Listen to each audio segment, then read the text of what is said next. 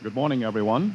We are speaking to you from the National Press Club Auditorium in Washington, where this morning there is a meeting of the American Society of Newspaper Editors. Mr. Webb Miller, European manager of the United Press, is to address those gathered here on the subject of the situation in Spain. Mr. Miller will be introduced by Mr. Marvin H. Krager, managing editor of the Milwaukee Journal and president of the American Society of Newspaper Editors. Mr. Krager. Thank you. Members of the American Society of Newspaper Editors and of the radio audience, I introduce Webb Miller, distinguished world correspondent for the United Press and author.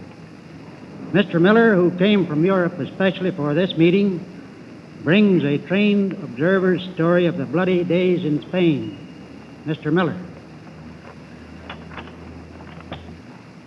Ladies and gentlemen, I am on the spot up here today.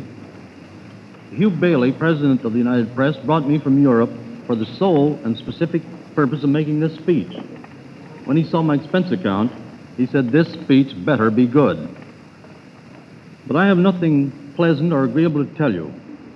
I am to speak of Spain, and it is a story of blood, tears, and terror. What I am to say is based upon a couple of months with General Franco's army. Also, I've talked with a score of neutral foreign correspondents who've emerged from Spain recently. In the few days since I landed in America, first thing everyone asks is, what is going to happen in Spain? Who is going to win? When will it end? So I may as well commence with those questions. Of course, I don't know the answer, or does anybody else?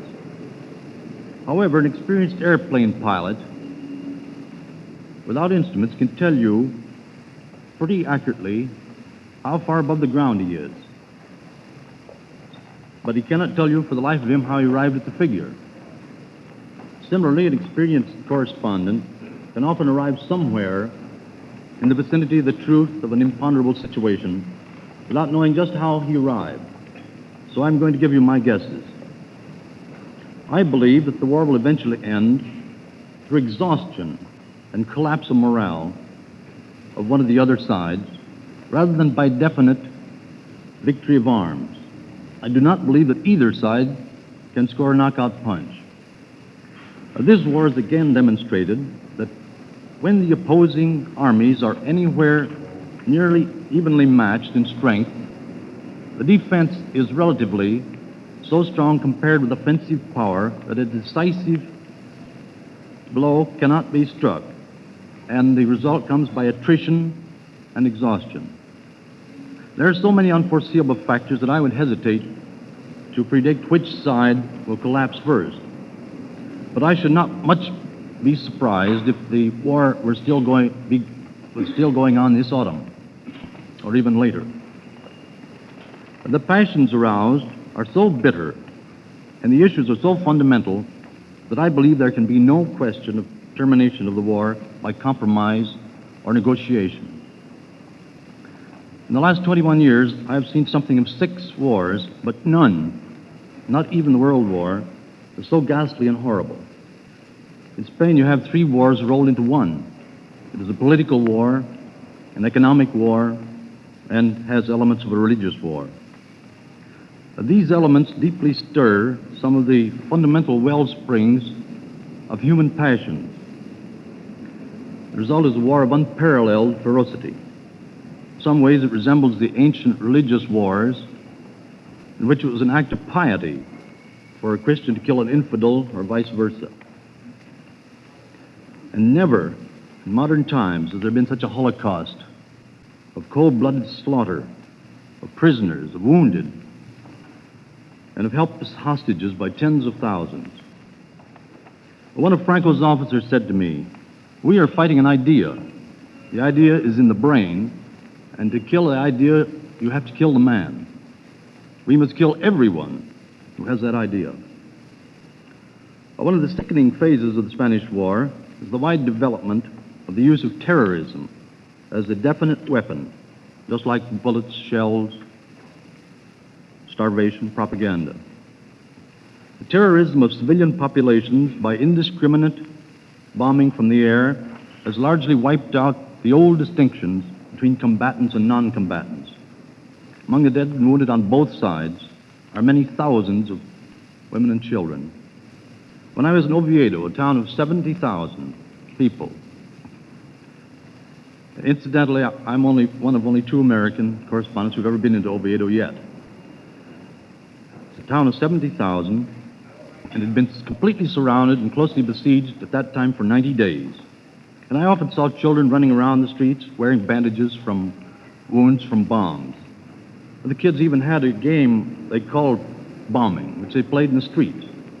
A boy lay on the ground while his companion held a brick above him and then dropped it. And the excitement of the game lay in rolling over before the brickbat hit him. In the months of constant fighting around and in the town, the children had become accustomed to war and accepted it as part of their normal life. I watched children romping and playing in the little park, heedless of heavy rifle fire going on half a mile away. In the 3 months of the siege, there had been more than 100 air raids at that time. In a single day, 1,910 bombs were dropped. Up to the time I was there, 600 non-combatants, including hundreds of women and children, had been killed in Oviedo. I'd been in Spain only a few hours when I caught my first glimpse of one of the innumerable horrors of the Civil War. It was in the squalid little mountain village called La Parra. While a village guard of 4 wrinkled peasants, armed with shotguns, whose only uniform consisted of a white band around their left arm, were examining our papers, I noticed a motor truck nearby loaded with crudely made black pine coffins. On top of the coffins sat 4 bareheaded peasant women dressed in shabby black garments. The strange expression of mingled horror and grief and determination on their weather-beaten faces attracted my attention. Then I noticed 2 men standing on the ground, apparently pleading with them to come down. They argued earnestly while the women shook their heads. We questioned them, and one said, when the Rojos evacuated this village about 2 weeks ago, they took as hostages 25 of the principal men of the village who were suspected of sympathies with Franco. We heard no more of them until 2 days ago. Then a shepherd up in the turpentine forest stumbled upon their bodies. All of the 25 had been mowed down by machine guns, and their hands were bound together with wire. Their bodies lay in heaps just as they'd fallen. Wild animals and vultures had eaten the bodies, and they were in a horrible condition. We made some coffins, and we're going up there to gather the bodies and bury them. And these women are widows of 4 of them, and they want to go see the bodies of their men. We don't want them to because it's too horrible for them to see. This is only one of literally thousands of nauseating horrors that have occurred on both sides. About 2 hours after leaving that village, we reached the edge of the war zone on the Toledo front. And just outside Talavera, a sickening stench filled the air. In the ditches lay crumpled figures in 2s and 3s, dressed in coarse blue denim overalls, the decomposed bodies of government militia killed in the fighting a couple of weeks before. Their faces had turned black. Beyond Talavera, we came upon the battlefield where the Madrid government had made its most determined stand to halt the drive upon Toledo. There, huddled bodies lay in the grotesque postures in which they had fallen. They dotted the fields on either side of the road. Their bloated bodies of horses strewed the roadside. Some lay partway across the roads with their entrails spilled out. And here and there, bodies of men sprawled partly in the road. And no one had bothered to even drag them out. And we turned our automobile around them and went on. One scene I shall never forget. An armored car stood on the edge of the road with 8 dead militiamen in and around the car. It had broken down in the thick of the fighting. The occupants had tried to escape, but were trapped by Moors lying in the ditches. As the crew started to leave the machine, the Moors flung hand grenades and killed them all instantly. Death had caught and arrested them in motion, just as though a film had suddenly stopped, and the bodies were stiffened in the exact postures of the last movement. The driver still had one hand on the wheel, and had managed to get a leg out of the car when he was struck dead. The expression of fear and horror contorted his face. Another man was halfway out of the other door, and 6 others were crumpled around the car.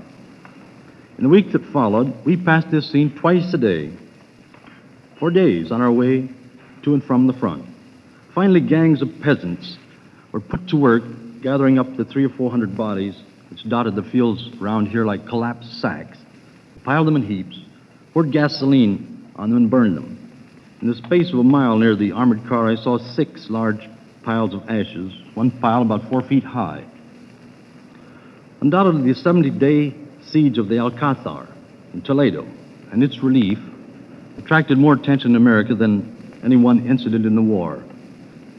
I covered the last phases of Franco's drive upon Toledo and entered the Toledo and the Alcázar with General Franco. As we entered the town on midday, September 29th, columns of thick smoke arose from burning buildings. San Juan Hospital, just outside the city, was burning fiercely, and the smoke bore the stench of burning flesh. There was much mystery about exactly what happened at San Juan Hospital, but the fact remains that several hundred wounded men were burned to death there. We entered through the famous, well-named gate called the Gate of Blood. And inside the gate lay crumpled bodies covered with dust thrown up by the passing trucks. Other bodies with hands wired together lay in a jumble at the foot of a parapet, apparently having been tossed there after execution. The principal square beside the Alcázar was littered with debris interspersed with dead horses and mules.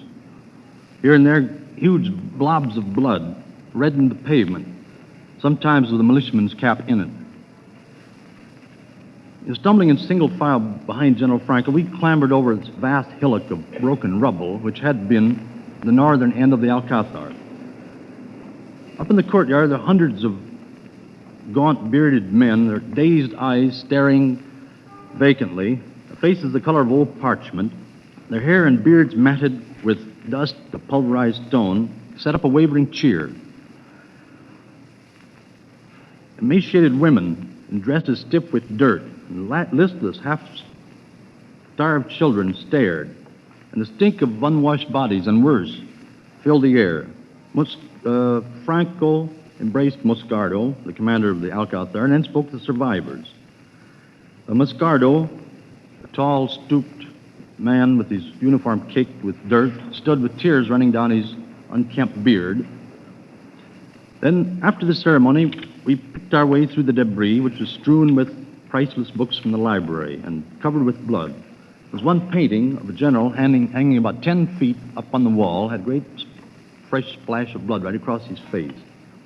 Then we went down in the tunnel below where 1,670 men, women, and children had lived for 70 days.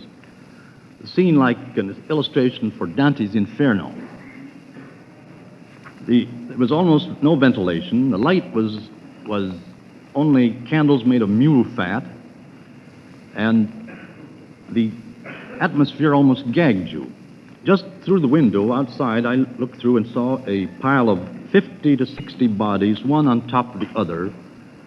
I tried to count them, got up to about 50, but you couldn't count them because they overlay one another so thickly. We walked around among the people who were still in there. Remember, there were 520 women, 50 children, besides the men combatants. And they lay, most of the women lay on pallets on the floor, old piles of old uniform, burlap, and mattresses. The women, many of them who couldn't get up, held these wailing children in their arms who were frightened by our incursion in here. Everybody in this nightmarish dungeon was the color of mushrooms grown in dark places.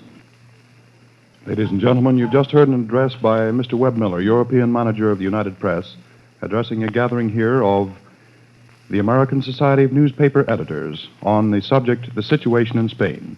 He was introduced by Mr. Marvin H. Krager, managing editor of the Milwaukee Journal and president of the American Society of Newspaper Editors. This program has come to you from Washington, a Red Network presentation of the National Broadcasting Company.